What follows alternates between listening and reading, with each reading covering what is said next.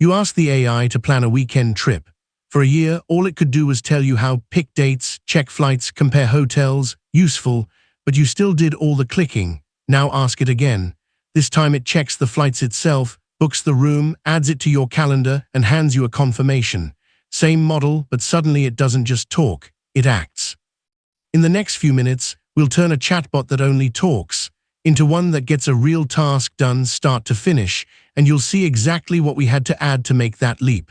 No code, no hype, one idea drawn out. This is Glass Box, where we make the hardest ideas in AI feel obvious. Today's question: how does an AI go from describing a task to actually doing it?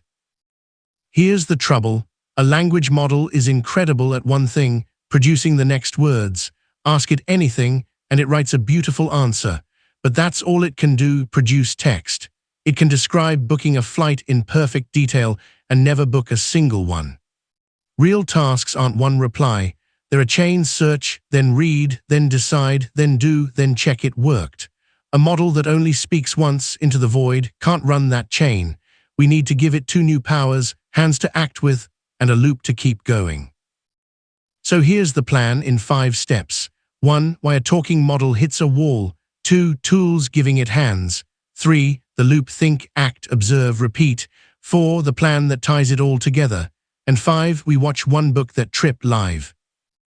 Part 1. A brilliant mind with no hands.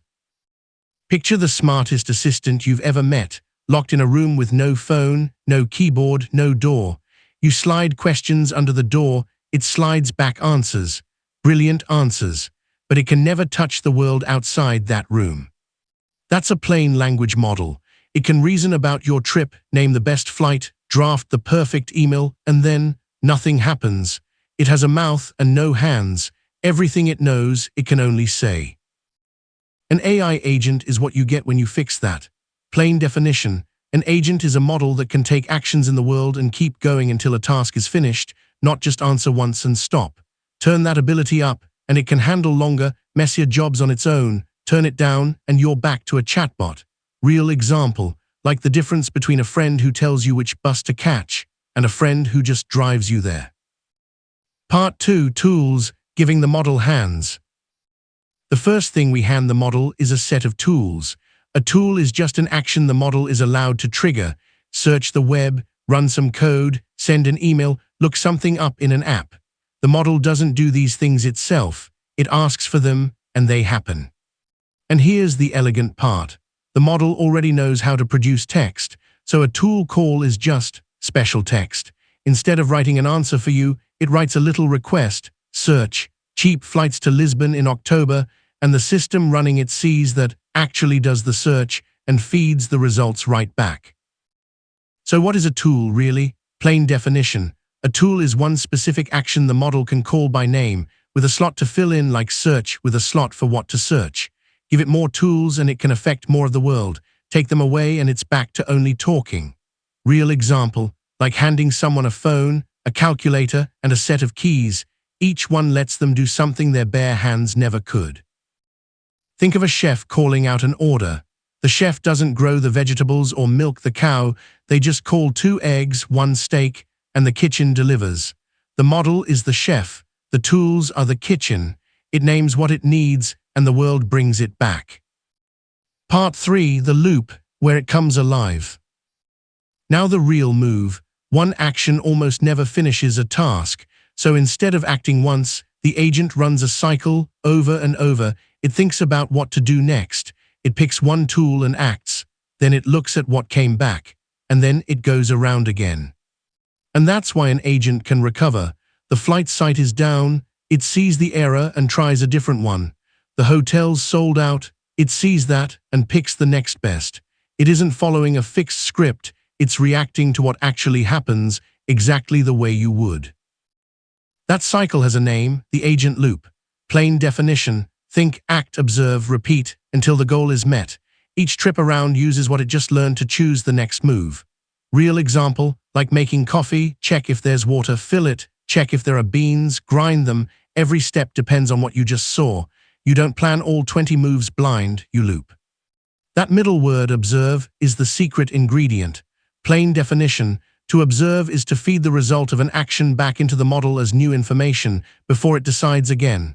Skip it, and the agent is acting blind. Keep it, and every action makes the next one smarter. Real example: like tasting the soup before you add more salt, you act, you check, then you adjust. Part 4. The plan, turning a goal into steps. But a loop alone can wander. Hand the agent a big, fuzzy goal: plan my weekend in Lisbon, and it needs to break that into pieces small enough to actually do. So before it dives in, a good agent writes itself a plan.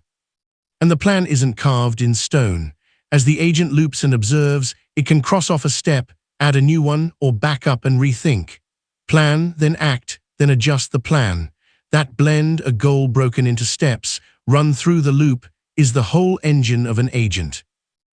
What's a plan here? Plain definition: a plan is the model breaking a big goal into an ordered list of smaller steps, each one something a single tool can handle. A clear plan keeps the loop on track. A vague one lets it drift.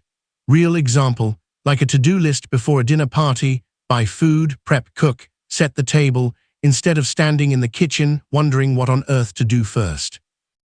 Part 5. Watch one work. Let's run one start to finish. The goal: book me a cheap weekend in Lisbon next month.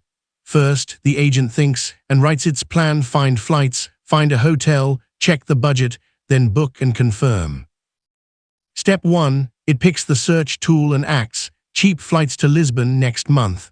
It observes the results: a good Friday evening flight back Sunday night.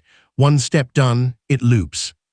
Step 2. It searches hotels near the center, observes the prices, and notices the total is creeping over budget. So it adapts, swaps to a slightly cheaper place a street over. The loop caught the problem and fixed it, with nobody watching. Final step: it calls the booking tool, observes the confirmation come back, and drops it on your calendar. The task is finished, not because we scripted every click, but because a model with hands, a loop, and a plan kept going until the goal was met. That is an agent. So here's the whole picture. A plain model can only talk. Give it tools, and it gets hands, actions it can call by name. Wrap those actions in a loop: think, act, observe, repeat, and it can react to the real world.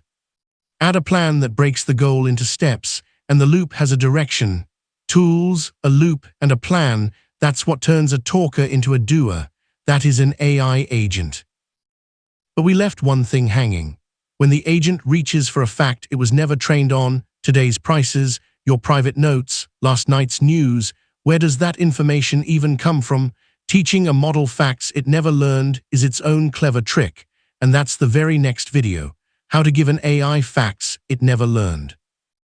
If this finally made agents click for you, subscribe so you don't miss it. This was Glass Box. See you in the next one.